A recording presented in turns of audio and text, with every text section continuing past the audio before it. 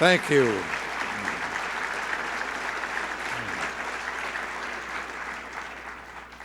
Thank you. Thank you, John Engler and Randolph Agley, Charles Yob, Spence Abraham, and a real chip off the old block, Philip Fisher. And thank you, Heinz Prechter, for that kind introduction and for the great job you and your team and everyone in this hall have done these past 8 years. You and Michigan came through for our party in 1980. You and Michigan came through, yes, in 1984. And I'd bet my bottom dollar you and Michigan will come through again when November 8th rolls around.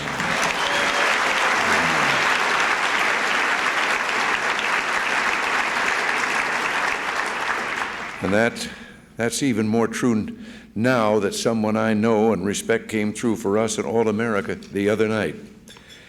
I have to say I wasn't surprised.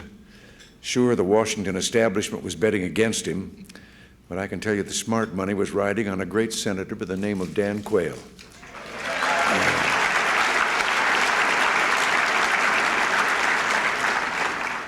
I tell you, he got my vote. How about yours?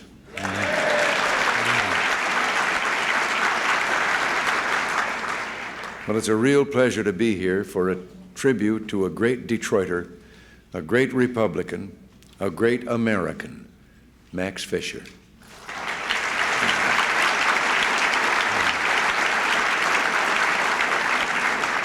put it simply, the man is a legend.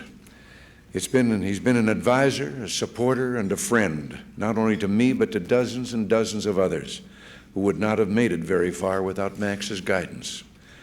You all know that Max Fisher is an important man, but I'm not sure even you know just how important.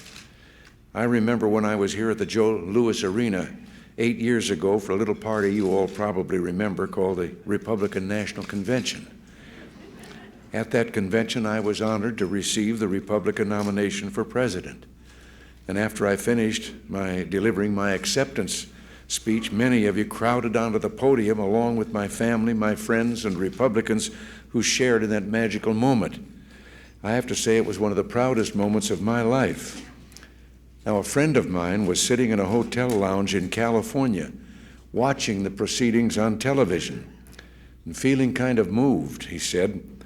And while he was watching, a fellow who was there turned to him and asked, "Say, mister, who are all those people up on the podium with Max Fisher?"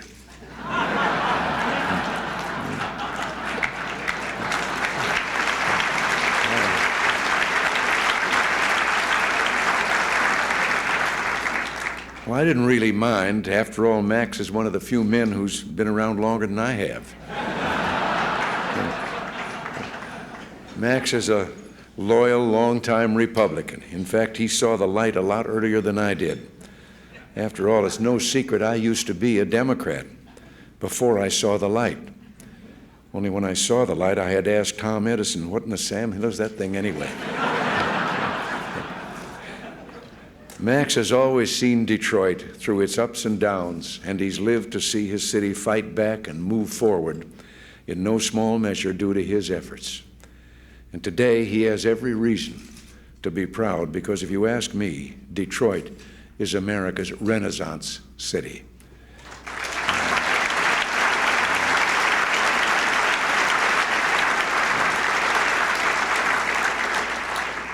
Max has seen them come and seen them go like I have, and I'd wager that he was as impressed as I was by a certain speech given a couple of months ago in New Orleans. It was one of the finest pieces of oratory I've heard, given by one of the finest men I've ever known, a fellow by the name of George Bush.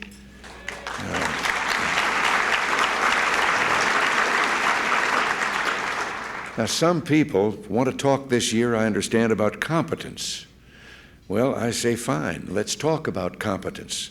I just happen to think that the youngest flyer in the Navy with 58 combat missions, the Texas wildcatter who made his own way in the world, the Republican congressman from Houston, the chairman of the Republican Party, the de facto ambassador to China, the ambassador to the UN, the director of the Central Intelligence Agency, and the vice president of the United States has it just about wrapped up in the competence department.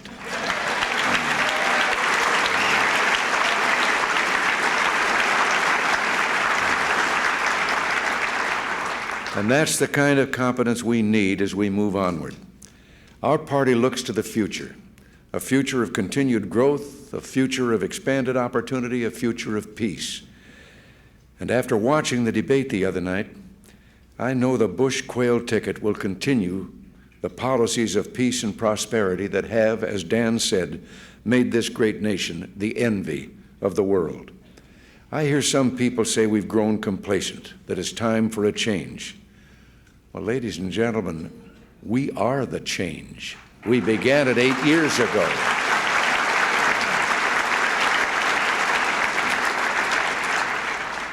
Let me talk a little about that change. We're in the 71st straight month of economic recovery. We've been dedicated to slashing taxes and liberating the American economy from the regulations and confiscations of the malaise years. Let me speak a second about those regulations. When I came in and sat in that Oval Office, one of my first chores was to name George Bush as the chairman of a committee to get into how we could reduce and eliminate many of the federal regulations. Where was George? He was in charge of that commission that today, we estimate that today, the regulations that have been reduced have resulted in a savings of 600 million man-hours a year that no longer have to be applied to government-required paperwork.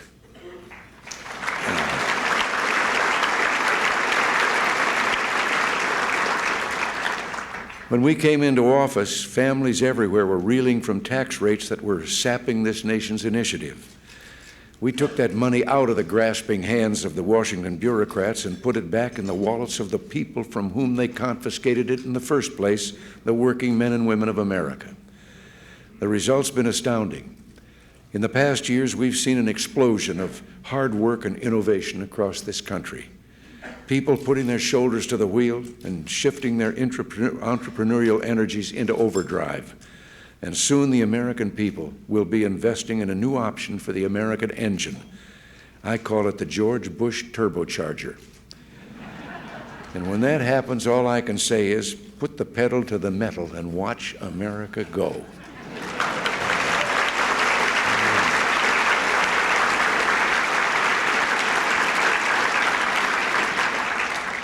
We've been doing some work too, and we don't just talk, we deliver. We've gone to work on our judicial system, appointing serious-minded judges who respect the Constitution and know the meaning of the word punishment. Violent crime has fallen significantly since 1981 because we put America's crooks on notice. Make a false move and the next sound you hear is the clang of a jail cell slamming shut. We've gone to work on our nation's defenses. We're once again respected in the world. Our armed forces are strong and America is at peace. We and our NATO allies stood firm when government intermediate-range nuclear missiles were pointed at the heart of Europe and Asia. And Mr. Gorbachev got the message. He did business because he knew we meant business, and we still mean business.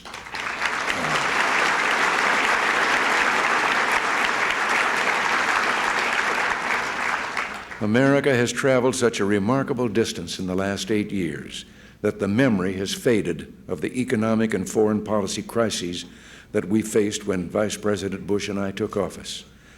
The liberals are singing the same song now they sang then, and it sure isn't "Don't Worry, Be Happy." It's more like "Please worry, be miserable." You remember the misery index? You get it by adding the rate of unemployment to the rate of inflation. Jimmy Carter invented it as a stick to beat Jerry Ford with in 1976. Well, during my predecessor's term, that index rose from 13.4% in 1976 to 21% in 1980. And you know, he never brought it up in the 1980 election. I did. My friends, today it's less than 10%, and it's been shrinking faster than Walter Hudson, that 1,200-pound man in New York who just lost 700 pounds.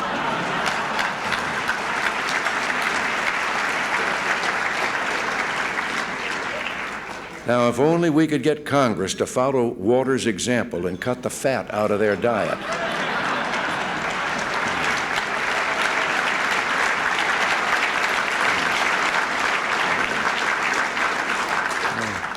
And I want you to know what I'm talking here about this. There are 4 of your congressmen I know here in the audience, and we want them back in Washington, and present company is accepted from the things that I'm saying right here. I think we ought to put Congress on a diet called the line item veto and the balanced budget amendment.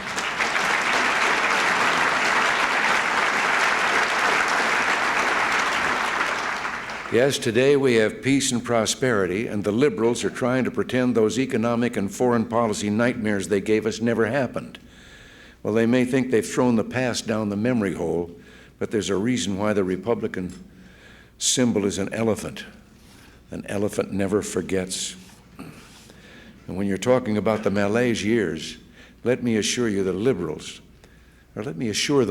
I should say, that I haven't forgotten, and you haven't forgotten, and they can be sure the American people haven't forgotten either.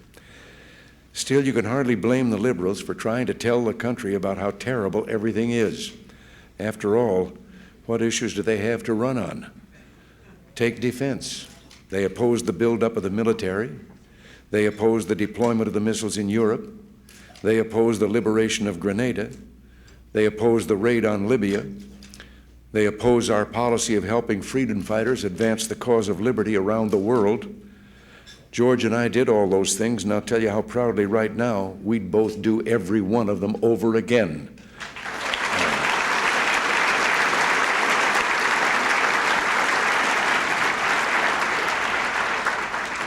Take crime. The liberals oppose the death penalty. They oppose it absolutely and in every case. We have fought to protect the noble men who protect us, and that means the death penalty for these vicious killers. If you ask me, there are no Americans braver and no citizens more precious than the men and women who guard us, our state and local police.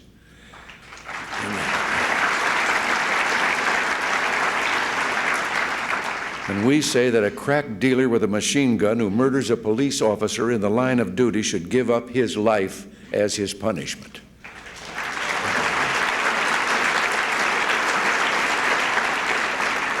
Now take the economy. The liberals opposed our tax cuts, our tax reform efforts, our economic program that slashed interest rates in half and put America back to work. That's the trend I'm most proud of. And that's what I see in this great state where the unemployment rate has fallen by a staggering 30% in just 9 months. And there's something else, something you don't often read in the newspapers. Today, more Americans are at work, and the highest proportion of our labor force is employed than ever before in the history of this country.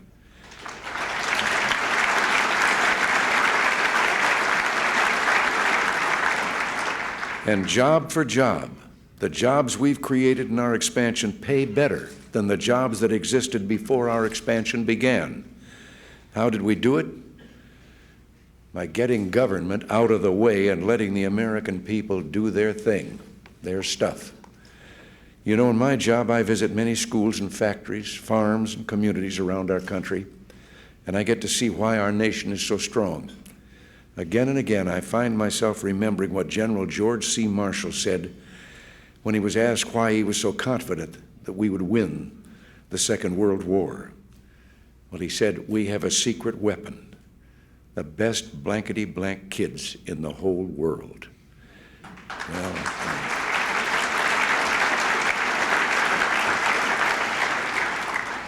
Well, in our economy, we too have a secret weapon. The best blankety-blank men and women in the whole world. They're those kids that grew up since then. Yes, Michigan and America are going gangbusters. The liberals are saying that they want to help the American middle class. And what they're planning to do for the American middle class is to tax them, and then tax them some more. Well, if you ask me, the liberals are selling the middle class short. Every time the liberals see a problem, they think a big government program run by bureaucrats in Washington is the solution. The same bureaucrats who do so much to stifle individual initiative and economic growth. Well, I say if you're not part of the solution, you're part of the problem. And the problem is big spending. The solution is so simple, only a liberal could miss it. We just have to spend less. What we've learned from hard experience, that big spending is as seductive as anabolic steroids. And I think it's time the big spenders were disqualified. We can accomplish that by giving George Bush what he needs to do the job: a new Congress, a better Congress, a Republican Congress.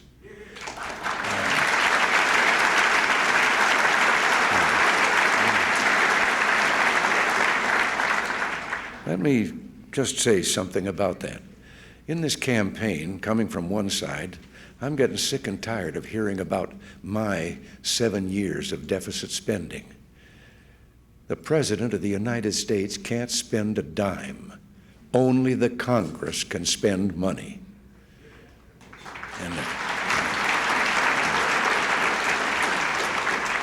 And if we want to talk about the deficit and the Congress and all, in the last 58 years, the House of Representatives has been run by the other party 54 of those 58 years.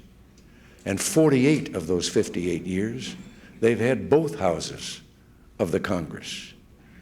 And in the 50 years that ended in 1980, there had only been 8 years in which the budget had been balanced. And when some of us went public and complained about that and the deficit spending, we were told it was part of the Keynesian theory and it was necessary to maintain our prosperity. Well, you know, they left out one part of the Keynesian theory. It's true, he did say deficit spending by government, if need be, in times of recession, to bring back the economy and stimulate the economy. But then he said, as soon as you've done that, you pay off the deficit and get back to balanced budgets. That's the part they neglected. But to have the Congress so dominated, that's not checks and balances. The Democratic presidents in these last 58 years, they've all had, except for a 4-year period, Republican Congresses. The Democratic Congresses, what am I saying? And the Republican presidents in all of these years.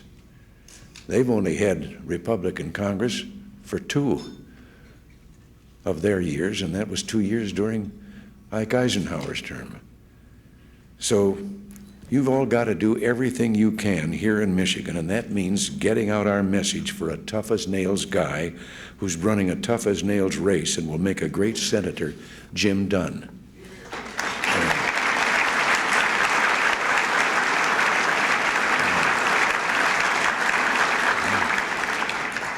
What it all comes down to is a clash of principles, of values, and of visions. The liberals look at this country and see problems, woes, gloom, and doom. And you know, that's the kind of thinking that can turn into a self-fulfilling prophecy. We look at this country and we see expanded opportunities, a glorious future, a future in which this nation is strong, protected by land and sea and air, and yes, space, courtesy of the Strategic Defense Initiative. We're confident that we're right. We're confident that our cause is just. So let us go then. Let's take our message of optimism to every man, woman, and child across this great state and across this great nation. Let them know that a vote for us is a vote for peace, a vote for prosperity, and yes, a vote for the future. And let them know that we are the change. And that change will continue if the people go to the polls and do what they should and vote for that ticket of ours and for our House of Representatives, the congressmen who are here, for our senatorial candidates, and continue us in charge of this recovery that has been going on. And it is the longest sustained recovery in the history of the United States. So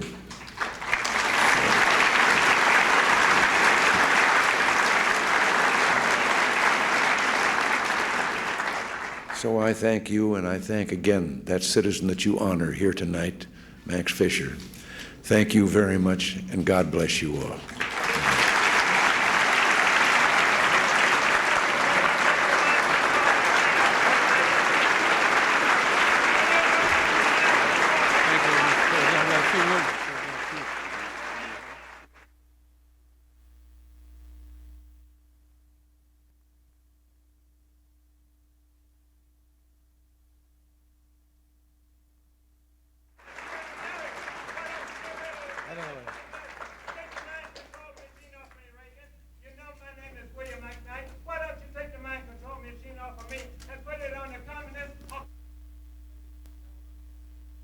Ladies and gentlemen,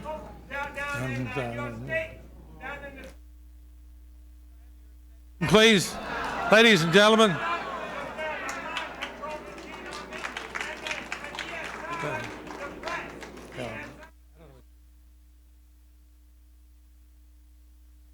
ladies and gentlemen, ladies and gentlemen, it is a great honor to be here tonight.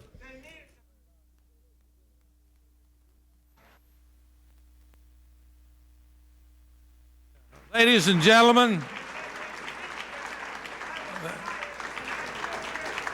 how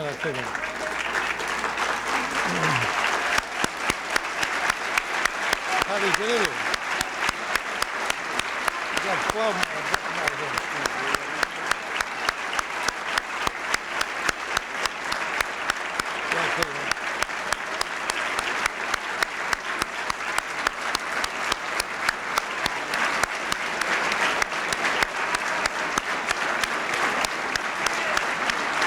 Great.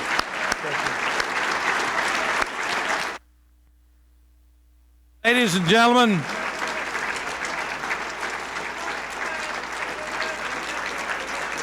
ladies and gentlemen, I think it's a great honor for all of us to have with us. Let me say something. Go ahead. Yeah, go ahead. Look, I'm having a great deal of trouble in making out or hearing the things that you're saying. You obviously feel very strongly about them. I don't know just what you've been saying, but I don't think it's fair to subject all of these people to this. Why don't you write what you've been saying in a letter and send it to me, or contact me, and I would be very happy to answer your questions.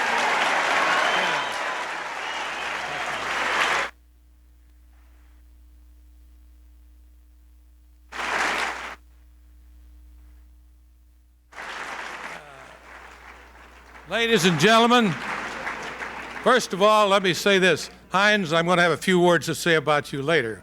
But now I want to thank President Reagan for this great honor, coming here on my birthday and honoring me. But really, he honors all of you. He honors you because you supported him all through 80, 84, and you're going to support George Bush in 1988. So he can be back and talk to you.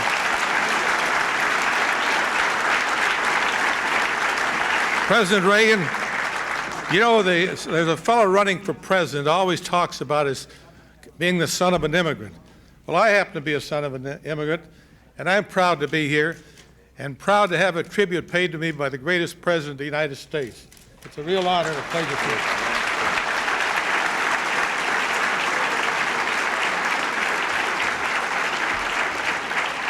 You know, I have to tell you a story. You know, we've talked about peace, prosperity. Heinz has referred to it, the president. Everything he said we know is 100% true, and all we hope that President Bush will be elected to carry on the great traditions and the great principles that President Reagan set out for us in 1980.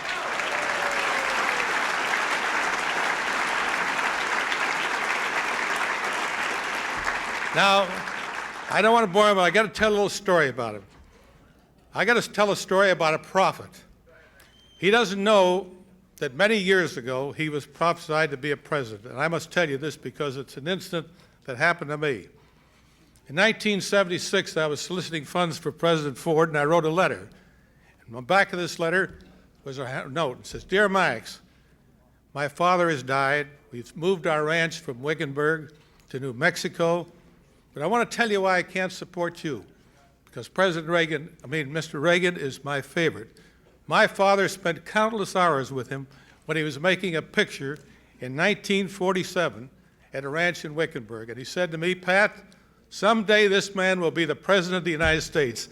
And he was a prophet, and that's what took place. You can't even... Yeah, exactly. Now, just one last note. Here's a man of real compassion. You know, I've been in the papers lately about talking about our opponents over there, about some of their policies. I want to tell you the kind of man that President Reagan is. He's a man that abhors racism and bigotry and anti-Semitism, all of us. But I must tell you where he got that. He got that from his father. If you don't mind, I'd like to tell this story. His father was a shoe salesman traveling around in Illinois. And one day, he went up to a hotel and registered a little hotel in a snowstorm. And he signed his name to the register, and the man looked at it and he says, Mr. Reagan, we're happy to have you here. We're happy to tell you we don't have any Jews. And with that, Mr. Reagan said to him, this is no place for me. And he went out in his car and slept in the snowstorm. And this is where this tradition of anti-Semitism, bigotry, all these things abhorred. He's a wonderful human being. He has compassion and understanding for people. And that's one of the greatest tributes he has. I didn't know you knew that. Oh, you didn't know I knew this. One last. World will this happen again while I'm here. And I've always been grateful to him for that wonderful message and the feeling and the spirit that came out from him because he was crying when he said it. God bless you, President Reagan. We're so happy you've been here. It's an honor, and you honor us. And all I can say this moment I'll remember all my life. Now, I don't know whether I have as many years ahead as I have back. Whatever it is, it's a very important moment for me. And I must say to you, God bless you and let you live, as they say, to 120. Thank you.